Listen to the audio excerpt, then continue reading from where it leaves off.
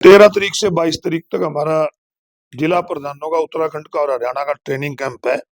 उसमें हमारे राष्ट्रीय अध्यक्ष श्री मल्लिकार्जुन खड़गे जी भी आएंगे, नेता प्रतिपक्ष श्री राहुल गांधी जी भी आएंगे, क्योंकि ये सरकार संविधान को और प्रजातंत्र को खत्म करना चाहती है।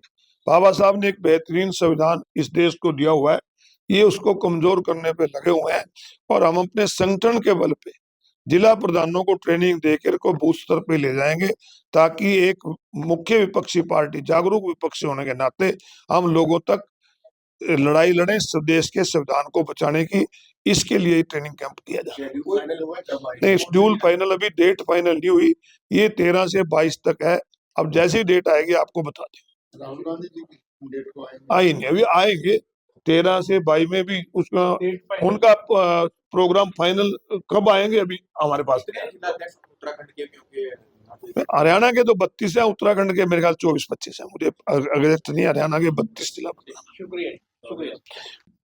पार्टी की तरफ से पूरे देश के अंदर मनरेगा बचाओ संग्राम के नाम से हर जिला हेडक्वार्टर पे प्रेस कॉन्फ्रेंस हो रही है। उसी कड़ी में आज कुरुक्षेत्र के अंदर आपको निमंत्रण दे के बुलाया है कि जो ये सरकार है, ये सरकार रोजगार नहीं देना चाहती। पहले से ही बेरोजगारी बहुत बड़ी हुई है। जब कांग्रेस की सरकार थी इस देश के अंदर, तो उस समय ग्रामीण अंचल में रहने वाले गरीब आदमी को, मजदूरों को 100 दिन की रोजगार गारंटी का एक बिल लाए थे पार्लियामेंट में, जिसको उस समय बीजेपी विपक्ष में थी, सभी ने सराहा था कि एक बहुत अच्छी योजना है। और उस योजना का लाभ ग्रामीण अंचल में बसने वाले, विशेष रूप से मैं कहूंगा कि जो घर में महिलाएं खाली बैठी रहती थी, जो SC BC के ज्यादातर लोग थे, उनको उसमें बहुत रोजगार मिला। परंतु ये सरकार नहीं चाहती कि कोई आत्मनिर्भर बने। ये सरकार तो चाहती है कि सरकार पे निर्भर रहे और 5 किलो अनाज ले और पेट भरे, इसके अलावा कोई सोच ना हो। इस सोच के तहत इन लोगों ने, कहने को तो कहते हैं कि मनरेगा का नाम बदला। वैसे तो महात्मा गांधी जी जो राष्ट्रपिता हमारे हैं,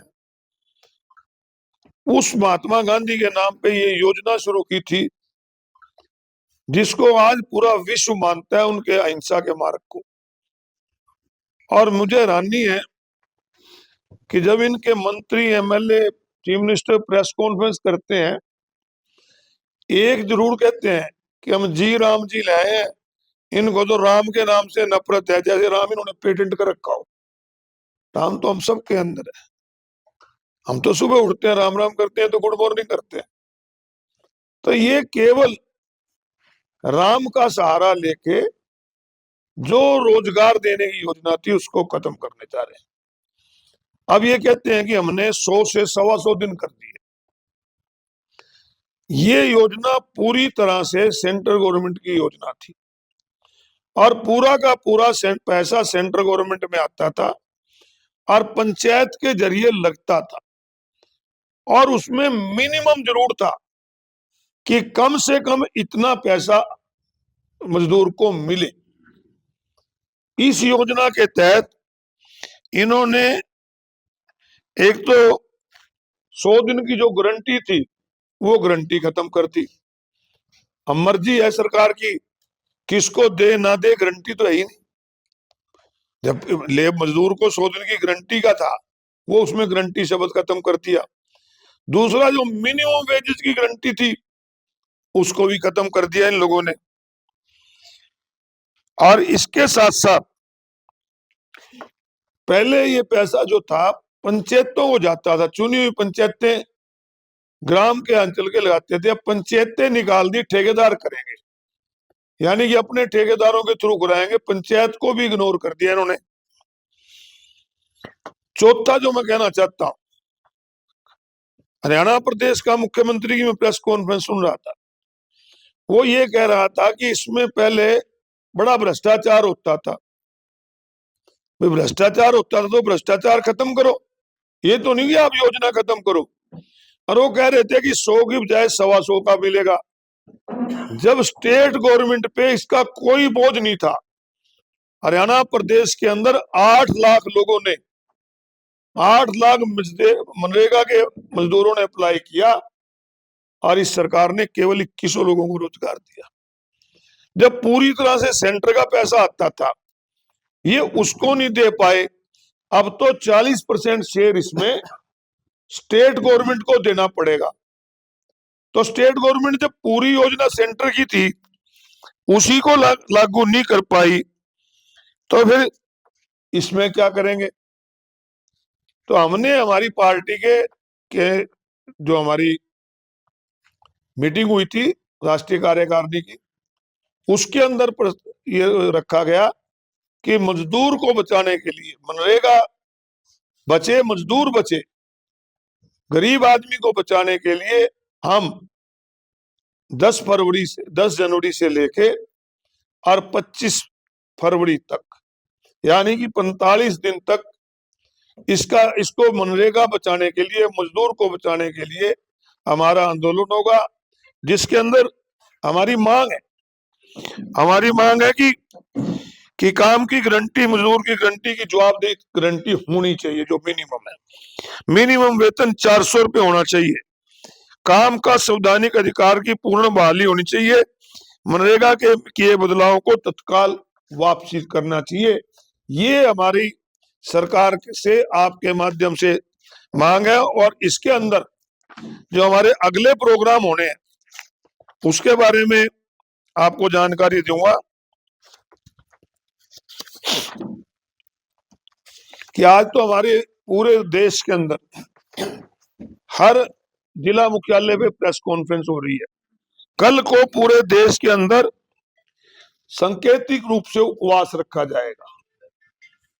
गांधी जी की स्मारक के सामने जहां स्टैचू है, कल हम 11 बजे कुरुक्षेत्र जिले के कार्यकर्ता मनरेगा को बचाने के लिए वहां सांकेतिक रूप से उपवास पे बैठेंगे। इसके साथ साथ 12 से 29 जनवरी तक पंचायत स्तर तक हम जनसंपर्क अभियान, कला सैनी जी आई, पंचायत स्तर तक इसका जनसंपर्क होगा।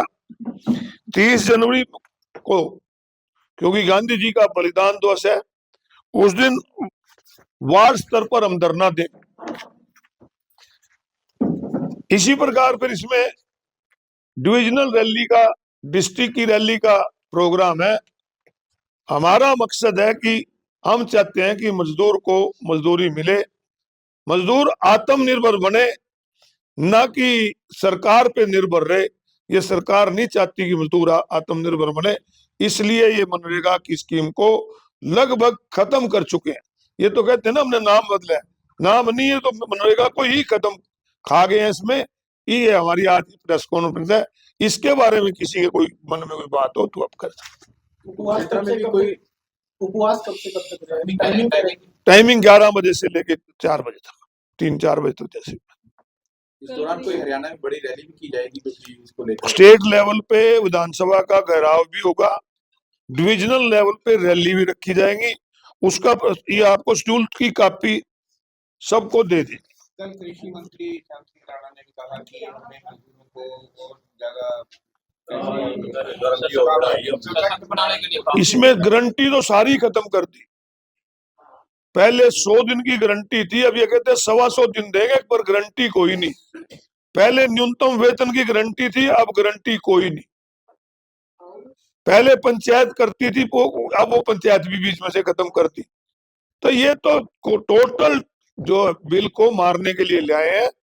ये इनका मकसद मैंने बताया ना, हरियाणा श्याम सिंह राणा जी बताया ना कि 8 लाख मजदूरों ने अप्लाई करा, 21 को दिया, जबकि पूरा पैसा सेंट्रल गवर्नमेंट का आना था, तब तो दे नहीं पाए ये लोग। सर उन्होंने कहा कुछ सुधार किए गए हैं, योजना पुरानी। नहीं, सुधार तो करें, परंतु सुधार के साथ साथ गारंटी भी तो देना लोगों को। ये जो बिल था कांग्रेस समय में, 100 दिन के रोजगार गारंटी का बिल था कि मजदूर को 100 दिन की रोजगार मिले और मिनिमम उस समय उन्होंने 265 रुपए फिक्स किया था। जैसे जैसे स्टेटों ने, हमारे स्टेट में ज्यादा मिलता है सबसे, पहले भी ज्यादा मिलता था, परंतु अब उसकी गारंटी ही खत्म कर दी। हरियाणा योजना के का नाम जी राम जी रखा गया है, आप इसको कैसे देखते हैं? राम के नाम पर राम हमारे मन में है सबके, मर्यादा पुरुषोत्तम राम है। राम कोई बीजेपी का पेटेंट करा हुआ नहीं है। नाम से कुछ नहीं होता, जो उनमें गारंटी हो तो शामिल कर लो, रख लो नाम राम जी के नाम पे, परंतु इसको कम से कम जो रोजगार मिल रहा था लोगों को, वो तो सुनिश्चित करो कि हम गारंटी देते हैं इसकी। उनका कहना है कि कांग्रेसियों को तो राम नाम से नफरत है। मैं तो कह रहा हूँ ना, बीजेपी वाला पेटेंट करा रखा है जैसे कि वही राम के हैं और तो कोई राम का है ही नहीं। मुख्यमंत्री नायब सैनी से सवाल किया गया ना, तो वो कह रहे थे कांग्रेस चाहे लोकसभा हो चाहे विधानसभा हमेशा बोगस मुद्दे उठाती है, यही कारण रहा कि विधानसभा में कह रहे हैं कि वहां पे भी आपने बोगस मुद्दे उठाए। आपने इस से अलग हटके किया है। जहां तक विधानसभा की बात है, मैं आपको एक अधिकार देता हूं कि आप सभी पत्रकार एक कमेटी बनाओ और उस कमेटी में जो जो मुद्दे हमने विधानसभा में उठाए हैं, अगर किसी एक का भी जवाब दिया हो तो बताओ। आपने बोगस मुद्दों की बात करी, क्या धान घोटाला वहां पे हमने उठाया बोगस मुद्दा था? अब खुद नहीं मान रहे। हमने अगर कहा कि स्कूलों में मास्टर कम है, भवन की हालत ठीक नहीं है, अस्पताल के अंदर स्टाफ नहीं है, दवाई है तो दवाई देने वाला नहीं है, अगर पुलिस में 39% कांस्टेबल कम है, आज अगर हम लॉ एंड ऑर्डर की बात करते हैं, कोई बोगस मुद्दा थोड़ी है। प्रदेश से जुड़ा मुद्दा है, सबके से जुड़े मुद्दे हैं, परंतु मुख्यमंत्री जी ने 1.5 घंटे में एक भी बात का जवाब नहीं दिया। उन्होंने केवल जो हमने उसमें नो कॉन्फिडेंस के अंदर शब्द लिखे थे ना, उन शब्द पे टर्नल पे चले गए, ये चले गए। ये किसी मुख्यमंत्री का जवाब नहीं है। मुख्यमंत्री को चाहिए था कि विधानसभा के अंदर जो विपक्ष के लोगों ने शंकाएं जाहिर की हैं, उसका जवाब देना चाहिए था। मुख्यमंत्री ने एक भी जवाब नहीं दिया। और मैं कहता हूं, आप कमेटी तय कर देना कि कौन दोषी है, मुख्यमंत्री दोषी है कि हम दोषी। खाली कहने से नहीं होता।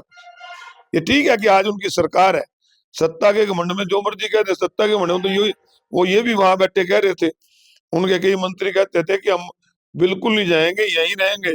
वहां बहुत यहाँ लोग ऐसे हुए हैं जो कहते थे जब तक जिएंगे यहाँ मरेंगे।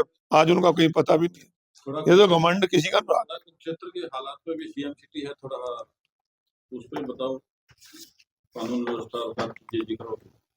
इसके बारे में शिवराम जी, हमने पहले बहुत बार इसकी उठाई विधानसभा के अंदर, काम रोक को प्रस्ताव के जरिए पे हमने लॉ एंड ऑर्डर पे बोला। और जहां तक कुरुक्षेत्र की बात आप करते हो, कुरुक्षेत्र तो अपराधियों की शरण स्थल ही बना हुआ है। सिर से धड़ को अलग करके सिर ले जाते हैं, आज तक पुलिस ढूंढ नहीं पाती।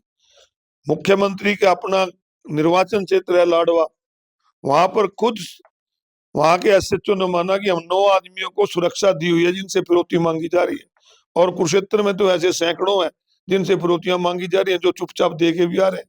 हमने हमेशा उठाई, हमने तो बल्कि सुझाव भी दिया कि ये कोई क्रिटिसिज्म का नहीं है कि उस समय इतना होता था, इस समय इतना होता है।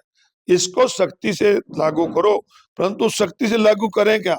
सारा दिन तो सरकार उत्सव मनाने में रहती है, और जिस प्रदेश में 39% कांस्टेबल की पोस्टें खाली पड़ी हो, और फिर कैसे आप मान सकते हो कि लॉ एंड ऑर्डर में सुधार होगा? बहुत सारे वर्ग जो है कि धरने पर है, प्रदर्शन में है, हाँ जी। किसान भी है, बहुत सारे वर्ग धरने पर है, प्रदर्शन पर, किसान भी है, कर्मचारी भी है। हर मोर्चे पे सरकार विफल रही है।